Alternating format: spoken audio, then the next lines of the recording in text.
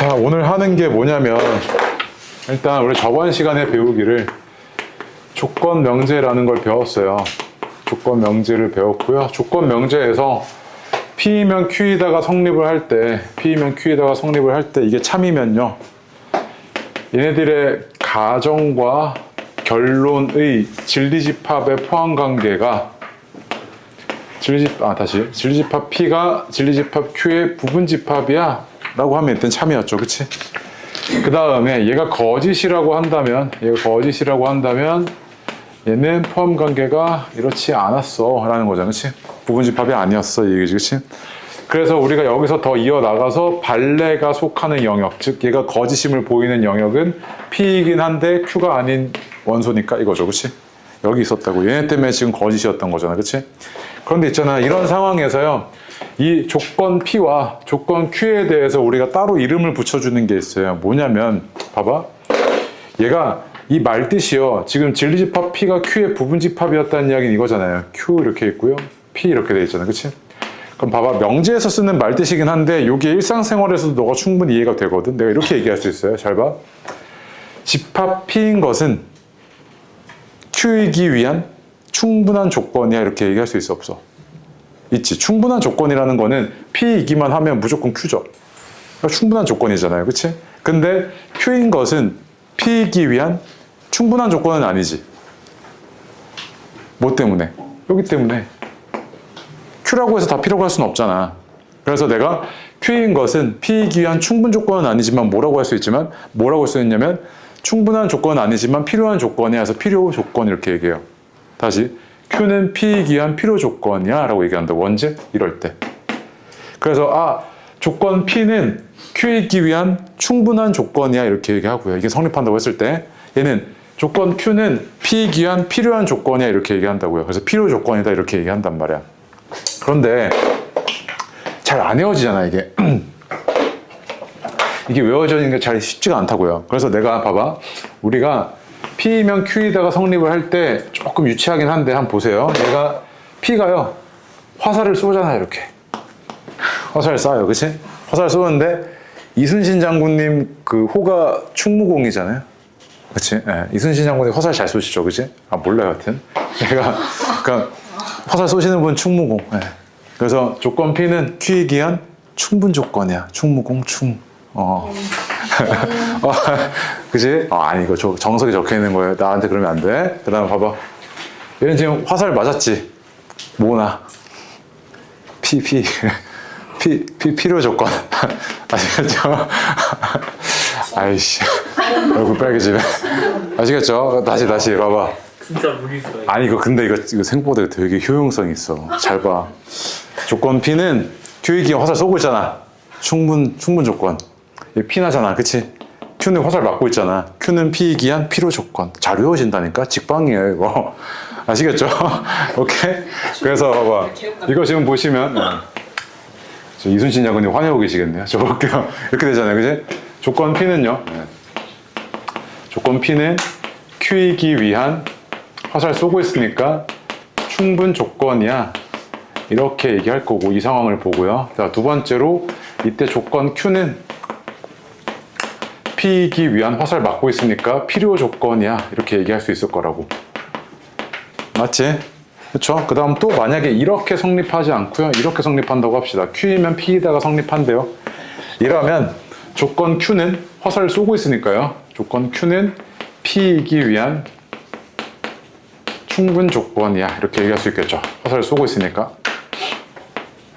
맞죠? 그 다음 두 번째. 조건 P는 화살 맞고 있죠, 지금? 그럼 얘는 조건 P는 Q이기 위한 필요 조건이야. 이렇게 얘기할 수 있겠지. 맞아요. 자, 어쨌든 얘네들 간에 이 상황에서의 진리집합의 포함관계는 어땠을 거냐면 P가 Q의 부분집합인 이런 상황이었을 거라고. 그렇지?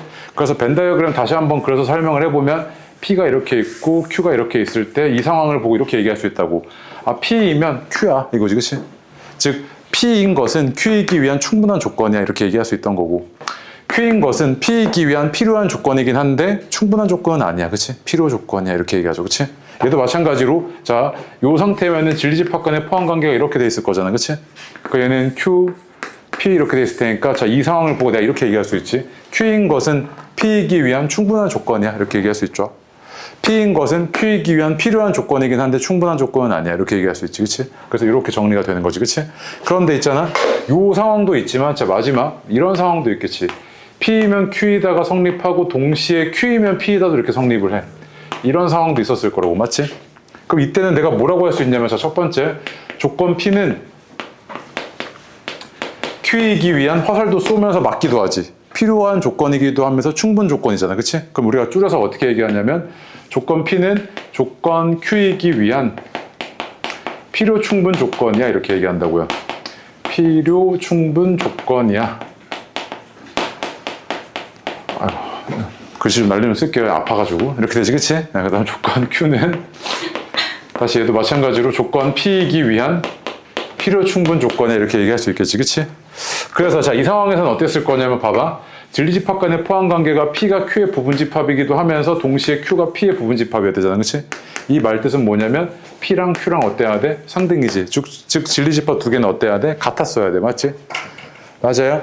그래서 우리 이때 이 두 조건을 어떤 관계에 있다 그러냐면 동치 관계에 있다 그래요. 동치. 똑같은 값을 가지는 조건이었다는 이야기야. 그러니까 똑같은 말인데 표현만 다르게 했다 이 얘기입니다. 그래서 예를 들어서 이런 거지. 만약에 내가 조건 P를 줬어요. 봐봐. 조건 P가 이거래요. x제곱 더하기 y제곱은 0을 만족하는 xy 값이래요. 그 다음에 q는요. x는 0이고 y는 0이래요. 동시에 0이래요. and야 and. 봐봐. 얘 봐봐. 이걸 참이게끔 만드는 xy 값은 뭐야? x는 0, y는 0. 그거밖에 없지. 얘가 참이게끔 하는 건 x는 0, y는 0이겠지. 얘랑 진리집합이 같아 안 같아? 같지. 즉 이건 어떤 상황이었을 거냐면 진리집합 P는 Q이기 위한 충분한 조건인가 동시에 필요한 조건이야. 즉 필요 충분 조건이야. 이렇게 얘기할 수 있겠지. 그치? 이런 얘기들이라고. 오케이? 자, 그래서 너가 이전 시간에 배웠던 조건 명제에 대해서 특정한 상황이 참일 때 각각의 조건에 대해서 이런 식으로 이름을 붙일 수 있다고요. 충분 조건, 필요 조건 이런 식으로. 이해됐습니까? 그래서 자, 밑에 18페이지 보시면 밑줄 좀 치겠습니다. 두 조건 P와 Q의 진리집합을 각각 집합 P, Q라고 하면요. 진리집합 P가 Q의 부분집합일 때 P이면 Q에다가 참이라고 우린 얘기하잖아요. 그치? 우리 이랬을 때 이 상황을 우리 이제 뭐라고 부르냐면 조건 P는 Q이기 위한 충분 조건이야. 이렇게 표현을 하고요. 조건 Q는 P이기 위한 필요 조건이야. 이렇게도 얘기한다고요. 아시겠죠? 그 충분하다, 필요하다의 뉘앙스는 그 아래처럼 충분 조건, 필요 조건 벤 다이어그램 그려놨잖아요. 그치? 그 느낌으로 이해하시면 되는데 잘 안 외워져서 뭐 한다고요? 화살을 쏘고 맞고 이걸로 기억하시면 잘 외워져요. 아시겠죠? 그 다음에 밑에 얘는 됐고요. 다음 페이지로 와서요. 너가 예제 1, 2, 3 해보시면 돼요. 해보세요. 자, 예제 1번 보겠습니다. 얘네가 서로 어떤 조건인지를 알아보려면 얘네들의 진리집합 간의 포함관계를 좀 알아보셔야겠죠. 그치? 그럼 요놈의 진리집합은 어떻게 되냐면 적어도 하나가 0이면 되니까 하나가 0일 때, 둘 다 0일 때 이렇게 되겠죠. 그치? 맞죠? 얘는요. x 더하기 y, i가 0이기 위한 무슨 조건이잖아. 그치? 봐봐. 얘가 0이려면 x, y가 동시에 0일 수밖에 없지. 이러려면 얘를 조건 P라고 하고요. 얘를 조건 Q라고 하면 얘의 진리집합이 얘의 진리집합을 포함하고 있잖아요. 그치? 즉 얘네들의 진리집합 간의 포함관계는 이렇다고요. 지금. 맞죠? 그러면 내가 이렇게 표현할 수 있네. Q이면 P야. 이렇게 얘기할 수 있겠지. 그치? 맞지? 그럼 따라서 P는 Q이기 위한 무슨 조건? 필요 조건이네.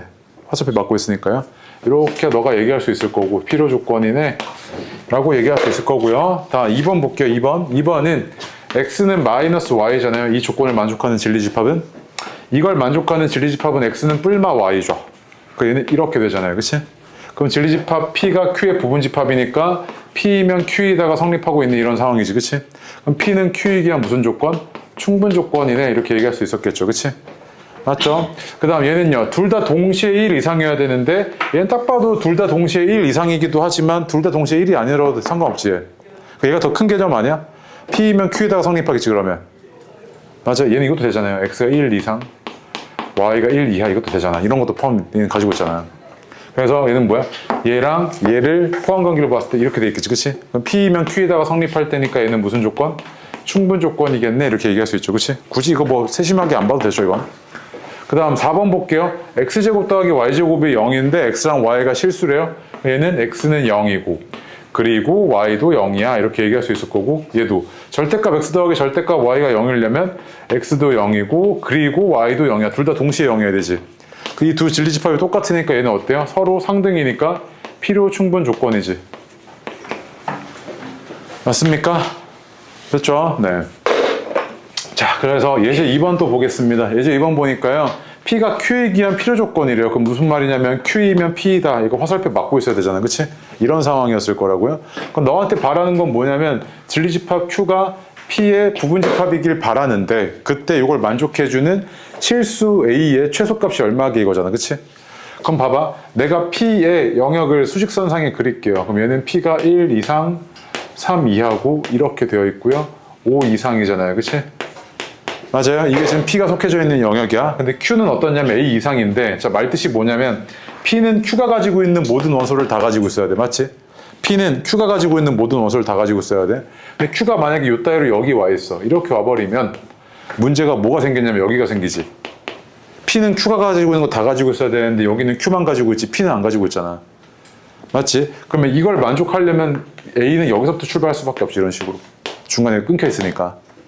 따라서 A는 5보다는 크되 둘 다 등호 지금 빵꾸 뚫려 있거나 막혀 있으면 그냥 등호 붙여도 상관없어요. 이렇게 등호 붙여버려요. 그냥 둘 다 빵꾸가 뚫려 있거나 둘 다 동시에 막혀 있으면 그냥 등호 붙여버리라고요. 등호 판단 이거는 쉽다고. 알겠죠? 네. 이렇게 됐겠지 그러면. 그치? 맞아요. 그러면 얘는 A가 5 이상이니까 최소값 A는 얼마? 5였던 거지. 5. 자, 그 다음에 예제 3번 볼게요. 봐봐. 내가 너한테 이렇게 얘기해. 봐봐. 수직선상에 두 점 A가 있고요. 이렇게 B가 있어요. 수직선이에요. 그러니까 좌표가 하나만 부여가 됐죠. 그치? 이렇게 돼 있을 때 봐봐. 내가 너한테 이렇게 물어봐. 야, 그럼 선분 AB의 길이가 뭐야? 이렇게 물어봤다고요. 맞지? 자, 그러면요. 얘는요. A가 더 큰지 B가 더 큰지를 모르잖아요. 첫 번째로 A가 B보다 더 크다고 했을 때는 얘는 어떻게 됐을 거냐면 A, B 이렇게 돼서 선분 AB의 길이는 A-B 이렇게 표현되겠지. 그치? 두 번째로요. A가 B보다 작다고 했을 때는요. 얘는 어떻게 했을 거냐면 B, A여서 이때 이 두 선분의 길이는 B-A 이렇게 표현됐겠지. 근데 이걸 그냥 내가 얘기하면 뭐랑 똑같냐면 그냥 절대값 B-A잖아. 이렇게. A가 B보다 크다 그러면 얘는 음수니까 부호 밖에서 이렇게 됐던 거고요. A가 B보다 작다 그러면 얘는 양수에서 그냥 그대로 나왔던 거지. 즉 이런 애를 보면 너가 이제 해석이 어떻게 되냐면 이거 B와 A의 수직선상의 거리네 이렇게 표현이 된다고요. 맞지? 그얘 봐봐요. 이런 거는 내가 수직선상의 거리로 바로 생각할 수 있는데 얘가 X랑 뭐 사이의 거리? 1 사이의 거리잖아. 근데 그게 3 이하여야 돼. 맞지? 그럼 1까지의 거리가 딱 3인 점을 찍어. 4 마이너스 2잖아. 그치? 그럼 X는 말뜻이 뭐냐면 1까지의 거리가 어때야 돼? 3보다 가깝거나 같아야 되지. 그럼 3인 지점이 딱 여기잖아. 1까지의 거리가 3보다 가깝거나 딱 3이려면 여기 있어야 되잖아. X가. 그 얘는 보자마자 이거 마이너스 2 이상 4 이하는 이런 거 바로 나와야 돼. 이렇게. 이 의미를 담고 있다고. 이 수직선의 의미가. 얘도 마찬가지지. 얘는 뭐야? X랑 0 사이의 거리지. 0을 기준으로 거리가 A인 거 마이너스 A인 거 찍어.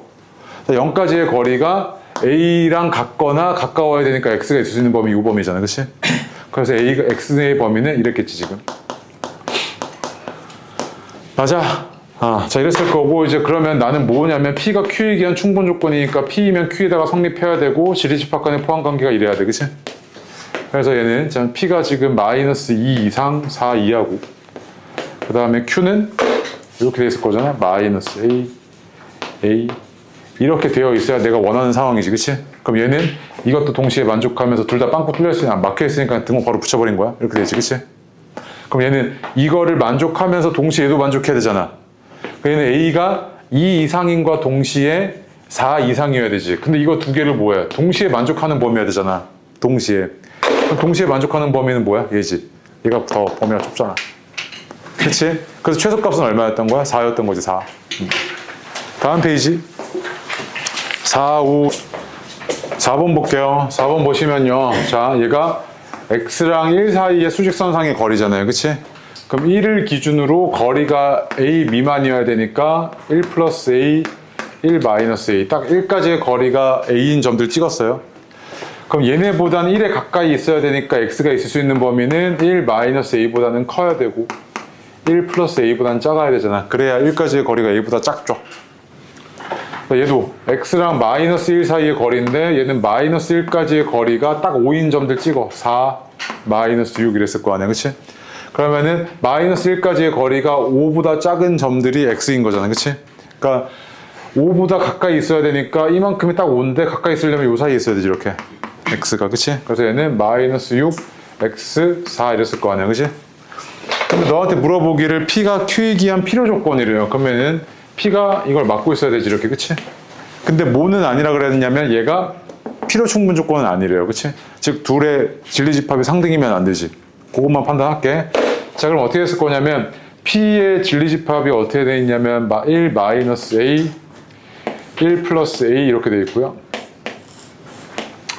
이걸 만족하려면 마이너스 6 4가 요 안에 들어와야 되잖아요. 이렇게. 그치? 맞아요. 그럼 얘는 이것도 만족하면서 이것도 만족해야 되는데 둘 다 빵꾸 뚫려 있으니까 그냥 넣어도 상관없다. 그렇지? 이렇게. 맞죠? 그럼 얘는 어떻게 되냐면 A가 3 이상이고 동시에 이거 만족하려면 A가 5 이상이어야 되잖아요. 그치? 그럼 둘 다 동시에 만족하는 A의 범위는 이거 둘 다 만족해야 되지. 둘 다 만족하려면 동시에 만족하는 A의 범위는 어떻게 해야 돼? A가 5 이상이잖아. 그치? 그럼 5인데 최소값이 확인해야 돼. 5 집어넣었을 때 얘가 어떻게 되냐면 마이너스 4보다 크고 6보다 작다니까 잠깐만요. 마이너스 6 5 이상 상관없죠. 마이너스 4 뭐가 잘못됐는데? 어디? 7이구나. 미쳐가지고. 네, 7이잖아요. 그치? 네. 그럼 미안합니다. 그럼 얘는 어떻게 돼요? 7 이상이잖아. 그치? A가 7이니까 7 대입하시면 마이너스 6보다 크고 그 다음에 7 집어넣었을 때 8이잖아요. 그치? 그럼 얘랑 집합이 상등이 아니지. 그러면 충분 조건인 거 필요 조건인 거 만족했는데 상등은 아니니까 내가 원하는 상황이지. 그러면 Q가 A의 최소값이 얼마였던 거야? 7이 만족했던 거지. 그치? 맞죠? 네. 이런 것 때문에 틀려오고요. 보통. 5번 보겠습니다. 예제 5번 보시면 얘의 이 조건의 진리집합은 그냥 얘 자체지. 이 부등식이죠. 그치? 그 다음 Q의 진리집합은요. 이걸 만족하는 이 2차 부등식의 해잖아요. 그치? 근데 얘랑 필요 충분 조건이라는 이야기는 말뜻이 뭐냐면 이 2차 부등식의 해가 뭐였다? 이거였다는 이야기지 지금.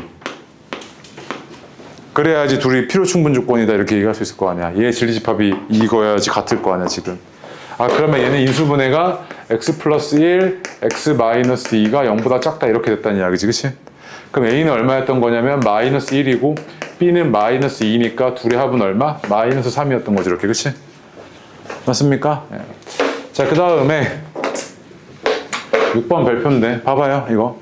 너 A 차집합 B의 원소의 개수라 그러면 이렇게 돼 있을 때 나는 뭐 하면 될 거냐면 A의 원소의 개수에서 뭐만 빼주면 돼? 요것만 빼주면 되지. A의 원소의 개수. 즉 이것만 빼주면 되잖아요. 이렇게 A 교집합 B의 원소의 개수만 빼준 게 얘지. 맞지? 근데 얘가 뭐랑 똑같아야 되냐면 얘랑 똑같아야 된대. 맞아? 그럼 얘 말뜻이 뭐냐면 사라지고 결국에 A 교집합 B의 원소의 개수가 B의 원소의 개수랑 똑같아 라는 거잖아. 그치? 이러려면 B는 뭐여야 돼? A의 부분집합이어야 되지. 이렇게. 맞아? 그럼 B가 A의 부분집합이니까 가능한 게 똑같은 말이 뭐야? 3번이잖아. 3번. 그치? 근데 가끔 이제 이거 왜 그러냐면 1번 들고 와서 그러는데 봐봐. 쌤 1번이면 되지 않나요? A랑 B랑 같으면 얘 빵개고 얘 빵개니까 1번 되잖아요. 맞지? 근데 A는 B라는 것과 그 다음에 내가 지금 말하는 B가 집합 A의 부분집합이라는 거는요. 얘가 포함하고 있는 건 집합 A랑 B랑 같다는 것과 아예 진 부분집합인 이런 상황 둘 다를 포함하고 있는 개념이지. 내가 바라는 건 이 둘 다를 포함하는 개념이지 이거 하나가 아니야. 이거 하나가 성립했다고 해서 얘가 무조건 답이야 이게 아니잖아 지금 상태가. 알겠어요? 그럼 얘는 뭐였던 거야? 얘는 이거였던 거지 지금. 그치? 맞죠? 그래서 A 교집합 B가 B여야 되는 그런 상황이어서 3번이었던 거죠. 그치? 됐습니까? 그 다음에 이제 7번 빠르게 볼게요. 이거 보고 잠깐 또 쉬었다 할게요. 이거 힘들죠? 7번 볼게요. 봐봐. P는 Q이기 위한 충분 조건이래요. 이거잖아요. 그치? 다음 not R은요. not P이기 위한 필요 조건이래요. 그럼 이렇게 됐겠지. 그럼 봐봐. 이 조건 명제와 이 조건 명제를 연결할 수 있죠. 뭐를 통해서? P. P를 통해서 연결할 수 있잖아요. 똑같이 갖고 있는 게 얘니까. 근데 얘는 P고 얘는 나 P인데, 그리고 얘는 이 자리에 있어. 얘는 지금 가정 자리에 있고 또 가정 자리에 있으니까 안 되잖아요. 뭐 할 거냐면 얘가 참이라며. 그럼 얘 뭐도 참이야? 대우. 그렇지. R이면 P이다도 참이지. R이면 P이고 다시 또 P이면 뭐다도 참인 거야. 지금 Q이다도 참이잖아. 이렇게 연결되지. 3단 논법. 얘 진리집합은 어떻게 했을 거냐면 집합 R이 집합 P의 부분집합이면서 동시에 Q의 부분집합이야. 이 얘기가 지금 성립하고 있는 거지. 자, 이랬을 때 너한테 물어본 게 뭐냐면 P 교집합 Q 합집합 R이 뭐게 이거잖아. 그치? 맞아? 근데 P 교집합 Q는 뭐냐면 이런 상황이니까 얘는 뭐야? P였겠지. P 합집합 R은 이런 상황이잖아. 즉 P는 이미 R을 다 갖고 있어. 더해질 게 있어? 없어? 없지. 그럼 뭐만 남아? P만 남았겠지. 이렇게. 맞아요? 그래서 주어진 7번의 답은 몇 번이겠습니까? 1번이겠죠. 됐어요? 잠깐 쉬었다가 절대부등식 좀 하겠습니다. 쉬세요. 15분까지요. 오늘 조금 힘들 겁니다. 너가 이제 배우는 명제에 대해서 마지막 이야기인데, 마지막 이야기가 뭐냐면 절대부등식에 대한 이야기고요. 말이 되게 어려워 보이는데 우리가 특정한 개념을 이해할 때 걔랑 반대되는 개념을 이해하는 게 조금 더 도움이 될 때가 많습니다. 그래서 얘와 반대되는 개념이 뭐냐면 조건부등식이에요. 조건부등식이라는 게 뭔데? 이렇게 얘기하시면 특정한 조건에 대해서만 성립하는 부등식을 우리는 조건부등식이다 이렇게 얘기합니다. 오케이? 그래서 예를 들어서 만약에 내가 x제곱 마이너스 1이 0보다 작대요. 그러면 이 2차 부등식은요, x가 마이너스 1과 1 사이에 있을 때만 참이잖아요. 그치? 자, 그런데 x제곱이 0보다 크거나 같대요. 그럼 이건 뭐야? 모든 실수 x에 대해서도 다 항상 참인 거지, 얘는. 그럼 봐봐. 첫 번째 부등식은요, 이러한 특정한 조건에 대해서만 참인 겁니다. 맞지? 맞아요? 얘는요, 모든 x에 대해서 참인 거니까 항상 성립하네 라고 얘기할 수 있어? 없어? 있지. 그래서 이런 부등식을 우리는 뭐라고 부르냐면 조건 부등식이다 이렇게 부르고요. 이런 부등식을 우리는 뭐라고 부르냐면 절대 부등식, 항상 성립하는 부등식이다 해서 이렇게 불러요. 근데 이걸 보다 보니까 약간 어떤 느낌이랑 비슷하냐면 등식에서의 방정식과 비슷하고요. 그치? 얘는요, 항등식과 비슷하죠. 그치? 그래서 둘이 유사한 개념입니다. 그래서 얘는 특정한 x값에 대해서만 성립하는 등식인 방정식의 개념과 유사하고, 얘는요, 특정한 x값이 아닌 모든 x에 대해서 항상 성립하는 등식인 항등식과 비슷한 포지션이라고 이렇게. 오케이? 됐죠? 자, 그러면 여기서 그럼 우리가 절대부등식을 배우기를, 그럼 절대부등식은 초점이 뭐냐면 근이나 해를 구하는 게 초점이 아닙니다. 얘가 왜 절대부등식인데가 초점이에요. 아시겠죠? 이 명제에서 특정한 부등식을 줘놓고서 얘가 왜 절대부등식인데 너 이거 증명해봐. 이게 왜 전체에 항상 성립해? 이거를 증명해달라는 게 보통 여기 단원의 내용이야. 근데 그 중에서도 매우 특수하게 첫 번째 산술평균과 기하평균의 관계라는 것과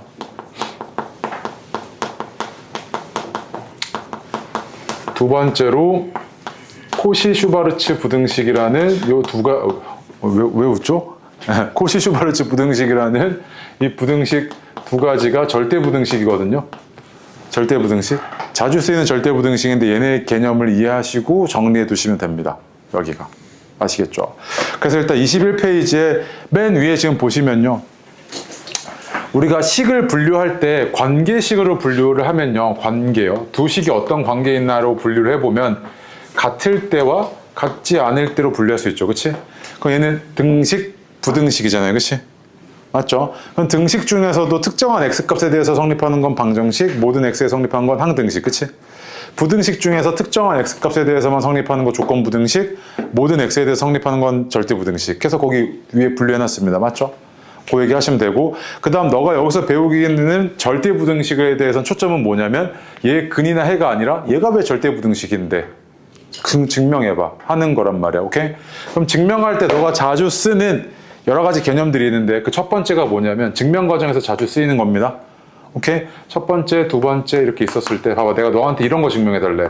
야, A가 B보다 크던데? 이거 왜 그래? 라고 물어봤을 때 A가 B보다 크다는 것, 즉 대소관계를 비교해달라는 이야기잖아요. 그치? 그럼 대소관계의 가장 기본 방식은 뭐냐면 A에서 B를 빼보는 거죠. 뺐을 때 0과의 대소관계가 이러면 A가 B보다 컸다는 이야기고요. 그치? 그 다음 A가 0과의 대소관계가 이러면 뭐야? A랑 B랑 같았다는 이야기고요.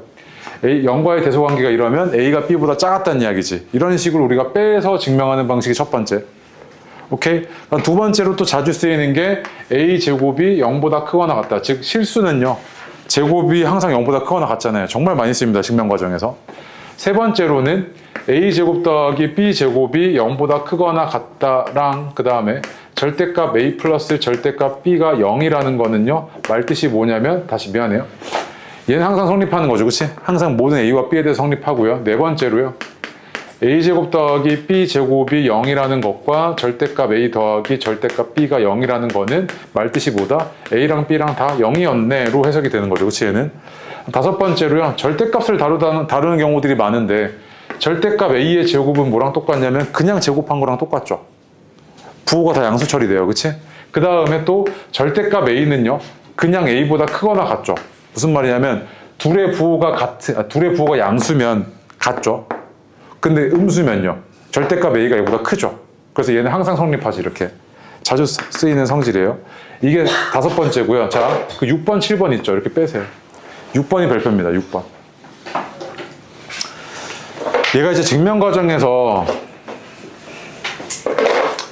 A랑 B를 대소관계를 비교하고 싶은데 얘가 막 절대값이 포함되어 있거나 또는 막 루트가 포함되어 있거나 이래가지고 대소관계 비교하는 게 짜증날 때가 있어요. 그러면 내가 얘네를 없애고 싶어. 절대값이랑 그 루트를 없애고 싶은데 없앨 수 있는 가장 대표적인 방식이 제곱하는 거잖아. 제곱하는 건데 그럼 나한테 논리는 이거야. 그러면 A랑 B가 대소관계가 저러면 A제곱과 B제곱의 대소관계도 그대로 똑같나? 이게 지금 궁금하다고요. 근데 얼핏 생각해보면요. 만약에 A랑 B가 둘 다 양수인 거야. 그러면 5랑 뭐 3이야. 그러면은 얘가 이랬으니까 뭐 맞는 것 같아요. 그치? 근데 또 만약에 5랑 뭐 마이너스 7이야. 이러면은 얘는 25인데 49여가지고 어떻게 해야 돼? 반대로 바뀌지 지금. 그럼 내가 A랑 B가 대소관계가 이랬을 때 항상 이래? 라고 얘기할 수는 없을 거 아니야. 그러니까 어떻게 되는지를 한번 볼게요. 봐봐. 얘는 A와 B에 뭐가 중요하냐면 부호는 중요하지 않고 절대값이 중요하죠. 그럼 봐봐. 얘가 절대값은 자 0을 기준으로요. 둘 다 양수일 때는요. 얘가 A가 이렇게 있고 B가 이렇게 있으니까 둘 다 양수면 A가 B보다 크다는 이야기는 A의 절대값이 B의 절대값보다 크다는 이야기잖아. 그러면 내가 이렇게 얘기할 수 있지. A랑 B랑 대소관계가 이렇고 둘 다 양수이면 A제곱과 B제곱의 대소관계는 항상 이래 라고 얘기할 수 있는 거 아니야? 맞지? 그 다음 봐봐. 이번에는 둘 다 음수일 때를 볼게. 자 0이고요. 둘 다 음수일 때 얘가 지금 A가 B보다 크다는 이야기는 음수일 땐 절대값이 작으면 작을수록 큰 거잖아. 이렇게 맞지? 그럼 봐봐. 얘를 제곱하게 되면 누가 더 크겠어? 얘가 더 크지. 그러니까 얘가 지금 어떤 상태냐면 A랑 B랑 대소관계는 이런데 둘 다 음수야. 이러면 A제곱과 B제곱의 대소관계는 어떻게 됐을 거냐면 거꾸로 바뀌지. 이렇게 맞아요? 이렇게 거꾸로 바뀌잖아. 그러니까 둘 다 양수일 때는 A와 B의 대소관계와 걔네들의 제곱의 대소관계는 똑같아. 근데 둘 다 음수일 때는 어떻게 된다고요? 거꾸로 바뀌어. 요거 주의하시라고. 오케이? 그 밑에 적어놔. 그 아래. 어딨냐면 22페이지에 미안해요. 21페이지에 그 맨 아래 적어두세요. 이거 생각보다 진짜 많이 쓰입니다. 너 앞으로 절대로 증명할 때 이거. 자, 예제 1번 볼게요. 너한테 그냥 물어보는 게 요놈과 요놈의 대소관계 비교해달라고 했으니까 그냥 뭐 할 거냐면 빼볼 겁니다. 뺐을 때 얘가 0보다 큰지 작은지 볼 거예요. 그럼 빼게 되면 A 빼기 B인데 그럼 통분했을 거 아니야. 그럼 1 플러스 3A 그 다음 1 플러스 3B고요. 그 다음 이렇게 두 개 곱한 게 3A에 9AB고 이렇게 두 개 곱한 게 3B에 9AB니까 뺐을 때 3으로 묶으면 3A-B 이렇게 나왔겠지. 그치? 맞아요. 얘는 양수고요. 얘도 양수고요. 얘도 양수잖아요. 얘는 양수네요. 그냥. 맞습니까? 그럼 A가 B보다 컸어 라고 이제 증명한 거지 지금. 맞죠? 자, 그 다음에 예제 2번 보겠습니다. 예제 2번 보시면 실수 AB, XY에 대해서 얘가 항상 성립함을 증명해 달래요. 그치? 무슨 말이냐면 얘가 얘보다 항상 크거나 같애를 보이려고 하는 건 너 얘에서 얘를 뺐을 때 걔가 0보다 크거나 같아를 보여주면 되지. 얘에서 얘 빼볼게. 얘는 전개해보면 x제곱, a제곱, a제곱, y제곱, 그 다음에 b제곱, x제곱, b제곱, y제곱이고, 오른쪽 거 전개해서 넘기면 a제곱, x제곱, 마이너스 2abxy, 그 다음 마이너스 b제곱, y제곱이잖아. 그치? 얘가 0보다 크거나 같음을 보이면 되잖아. 너가 지금 보이는 게. 근데 봐봐. 얘가 이렇게 사라지고, 동류항이요. 이렇게 사라지고요. 남는 게 얘잖아. 그치? 근데 이게 지금 뭐야? 제곱식으로 묶이죠? 어떻게 묶이냐면 ay 마이너스 bx의 제곱 이거잖아.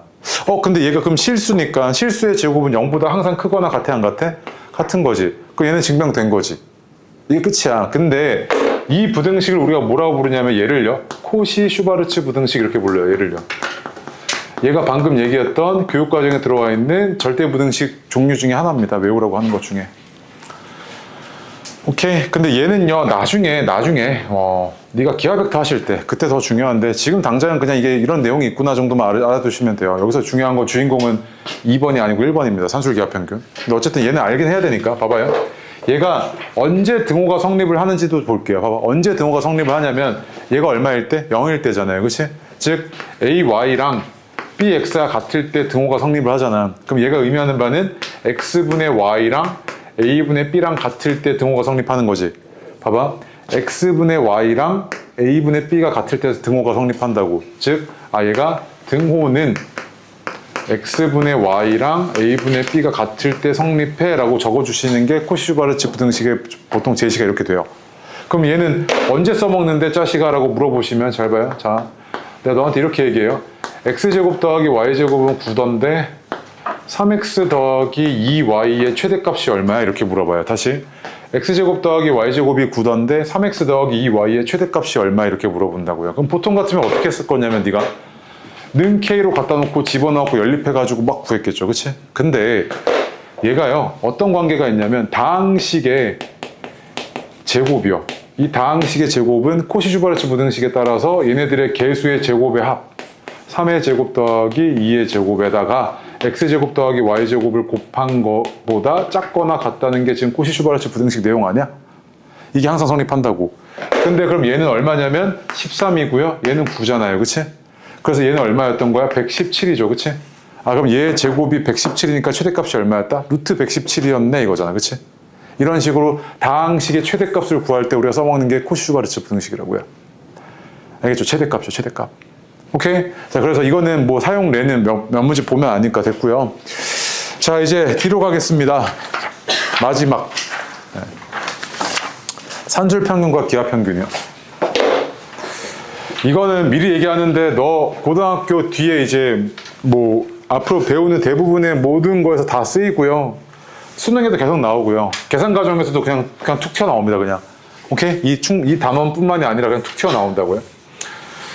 그건 산술평균과 기하평균이라고 했을 때 그 말 뜻이 뭔지 좀 보겠습니다. 우리가 산술평균과 기하평균의 관계를 좀 보시면요.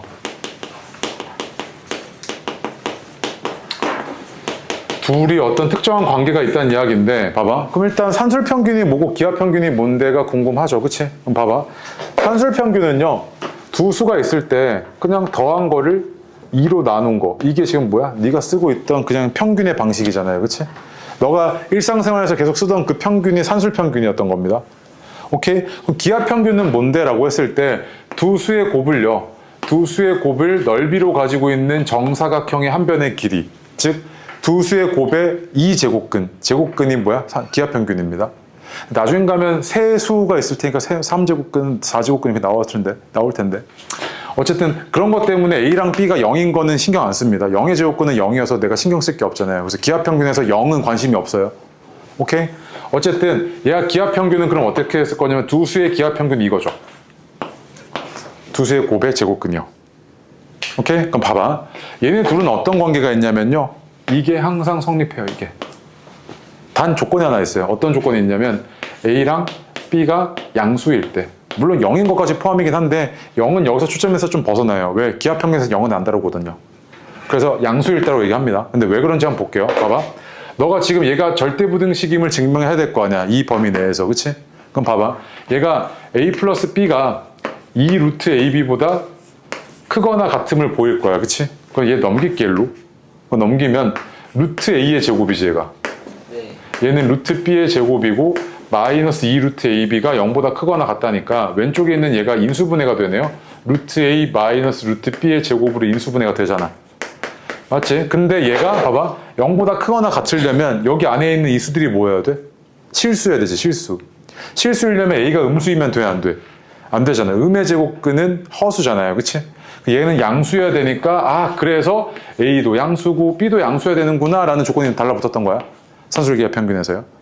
아시겠죠? 그래서 자, 우리가 항상 0보다 크거나 같으면 증명된 거지. 따라서 산술평균과 이런 산술평균과 기하평균의 관계는 산술평균이 기하평균보다 항상 크거나 같습니다. 양수일 때. 근데 이걸 이렇게 쓰지 않고요. 보통은 그냥 변형식으로 이렇게 해서 많이 쓰거든요. 그래서 A 플러스 B는 2루트 AB보다 크거나 같아 라고 우리가 산술평균, 기하평균 관계를 이거 많이 변형해서 쓴다고. 아시겠죠? 자, 그 다음에 하나만 더요. 얘 봐봐. 얘 지금 등호가 언제 성립해요? 얘랑 같을 때지. 얘랑 같을 때 성립하잖아. 그러면 등호는 어디 갔어? 등호는 A랑 B랑 같을 때 성립하는 거지. 그치? 그치? 자, 그러면 너가 산술평균을 다 봤어요. 그러면 너가 이제 딱 드는 생각이 그럼 이거 어디다가 써먹는데? 이거잖아. 그치? 어디다가 써먹는데? 라고 했을 때 봐봐. A 더하기 B랑요 2루트 AB의 관계가 산술기하평균의 관계에 의해서 항상 이렇다는 이야기잖아. 그치? 그럼 내가 만약에 얘는 합이고요. 얘는 지금 곱이잖아요. 얘는 곱인데 내가 이걸 줘요. 자, 야 합이 5인 두 양수의 곱의 최대값 좀 구해봐. 이랬다고요. 무슨 말이냐면 합이 5야. 합이 5면은 5잖아. 그 다음에 곱의 최대값, 그럼 합이 5인 두 수는요, A와 B고요. 걔네들은 이런 관계가 있겠지. 그러니까 여기 이건데 합이 5래매. 그러니까 5였다고 이렇게, 그치? 그러면 곱의 최대값은 얼마였던 거야? 4분의 25였던 거지, 양변 제곱하고. 그래서 곱의 최대값은 4분의 25야, 지금 이거잖아. 네. 맞지? 즉 뭐냐면 합이 일정한 두 수의 양수의 곱의 최대값을 네가 구해낼 수 있다고 이런 식으로. 두 번째로요. 곱이 2로 일정한 두 수의 합의 최대값, 최소값을 구하는 거죠. 최소값. 무슨 말이냐면 발 아파. 내가 A 더하기 B가 2루트 AB보다 크거나 같은데 곱이 2래. 그럼 곱이 2면 얘가 얼마야? 2루트 2지. 그럼 최소가 얼마였단 이야기야? 합의 최소가 2루트 2였단 이야기지. 그치? 즉 산술기하 평균의 유용성은 뭐냐면 합이 주어지면 곱의 최대값을 구할 수 있고요. 두 수의.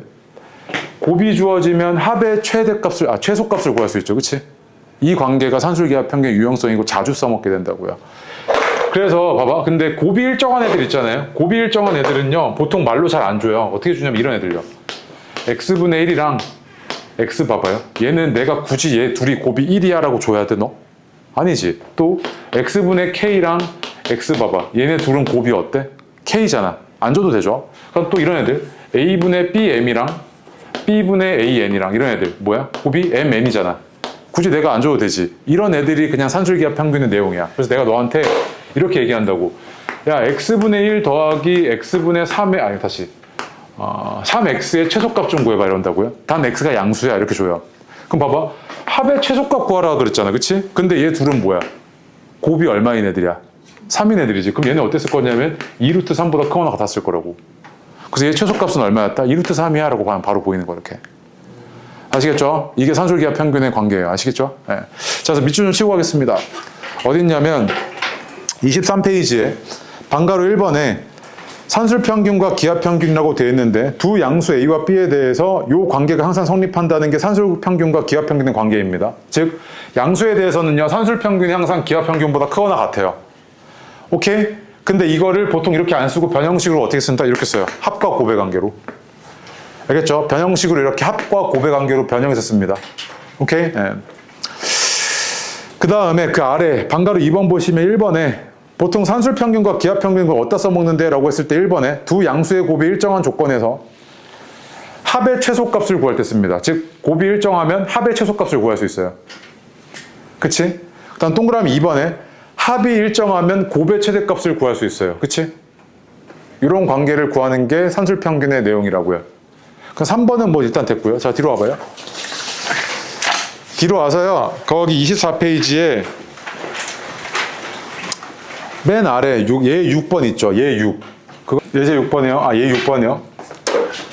A도 양수고 B도 양수래요. 그치? 근데 갑자기 나한테 이거에 뭐 구해달라고 그랬냐면 최소값 구해달라고 그랬죠. 그치? 맞죠? 최대값인가? 최소값인가? 최소값 구해달라고 그랬죠. 그치? 이게 뭔 소리야 싶은데 일단 이걸 전개를 좀 해볼게요. 얘가 이렇게 4고요. AB 그 다음에 AB분의 4 플러스 1이잖아요. 그치? 맞습니까? 그럼 얘는 이 식을 정리해보니까 5 플러스 AB 더하기 AB분의 4인데 이 수 있죠? 요 숫자와 요 숫자는요 곱이 일정하네요. 곱이 얼마인 애들이에요? 4인 애들이지. 그럼 두 수의 합은요 두 수의 곱에다가 2 루트만큼 곱한 거 있죠. 그러니까 두 수의 곱의 루트에다가 2만큼 곱한 거 있죠. 그게 얼만데? 이거잖아 지금.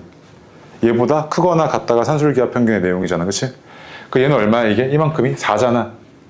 즉 5랑 4를 더했을 때가 이 전체의 최소니까 얼마였겠어요? 9지. 그치? 근데 잘 봐. 너가 이런 생각도 할 수 있을 거야. 너가 좀 똑똑이야. 그래서 이런 생각을 한 거야. 두 수의 곱이 최소이려고? 그러면 얘가 최소여야 되고 얘가 최소여야겠네. 그럼 두 수의 곱이 최소일 거 아니야. 그치? 그래서 보니까 야 그러면 얘가 둘 다 양수니까 산술기하 평균에 따라서 2루트 B분의 A보다 크거나 같았을 거고. 그치? 얘도 산술기하 평균에 따라서 2루트 A분의 4B보다 크거나 같았을 거 아니야. 그럼 얘의 최소는 이거고 얘의 최소는 이거잖아. 그치? 그럼 둘이 곱해주면 얼마냐면 4 루트 4여서 얼마야? 8이지. 야 그러면은 얘의 최소는 8 아니야? 이렇게 얘기할 수 있지. 근데 뭐가 틀린 거야? 뭐가 틀렸어? 봐봐. 내가 아까 산술기하 평균이 성립하려면 둘 다 양수여야 되고 등호는 언제 성립한다 그랬어? 둘이 같을 때지. 그럼 최소나 합이 최소일 때나 곱이 최대일 때는 등호가 둘이 같아야 된다는 이야기지. 둘이. 그럼 봐봐. 너 얘가 지금 최소이려면 얘랑 어때야 돼? 같아야 되지. 얘가 최소이려면 얘랑 같아야 되지.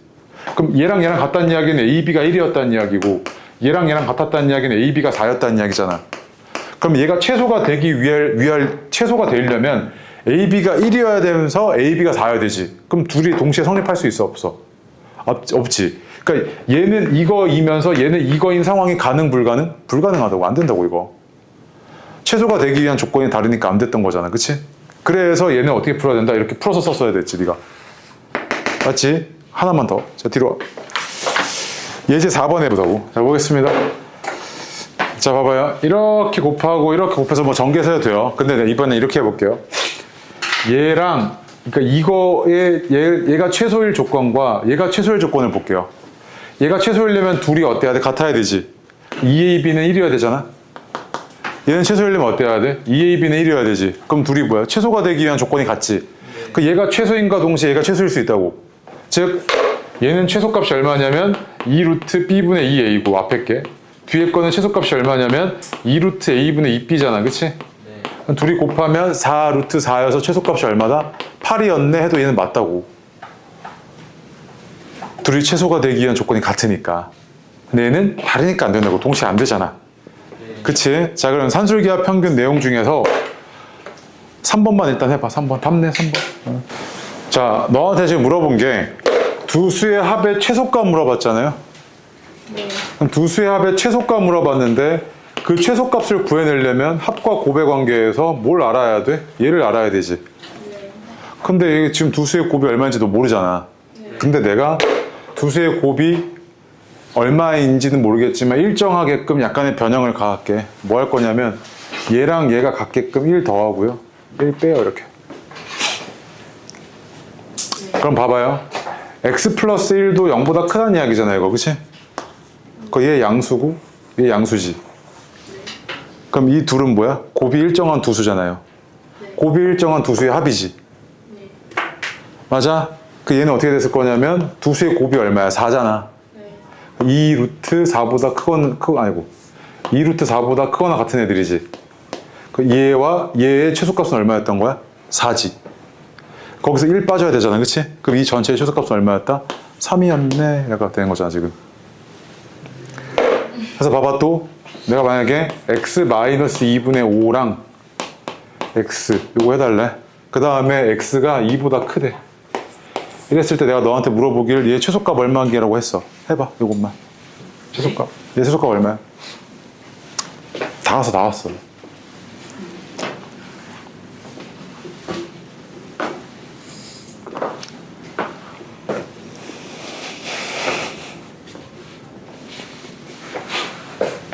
얘나 이거 알잖아. 명제 잘한다 그랬잖아. 뭐가요? 명제. 뭐 하는 거예요? 얘 최소값 구하라고. 정신 안 차릴래? 2, 5 플러스 2. 그렇지 똑똑이. 봐봐. 야, 봐봐. 지금 두 수의 합의 최소값 구하는데 두 수의 합의 최소값 구하려면 곱을 알아야 될 거 아니야, 곱. 근데 이 두 수는 곱이 얼마인지 안 주어져 있잖아. 근데 내가 얘를 곱이 안 주어져 있지만 곱이 일정한 두 수가 되게끔 변형을 할 수 있다고. 어떻게? x랑 x분의 k 이런 꼴이 되도록. 얘가 x-2니까 여기 마이너스 2 만들어줘. 근데 내가 없던 짓 해놨으니까 다시 되돌려 놔야 될 거네, 이렇게. 그치? 여기까지만 볼게. 그럼 봐봐. 얘는 어떻게 했을 거냐면, 요 놈과 요 놈은 두 수의 합인데, 얘의 최소값은 어땠을 거냐면, 두 수가 곱이 얼마인 애들이야? 5인 애들이지.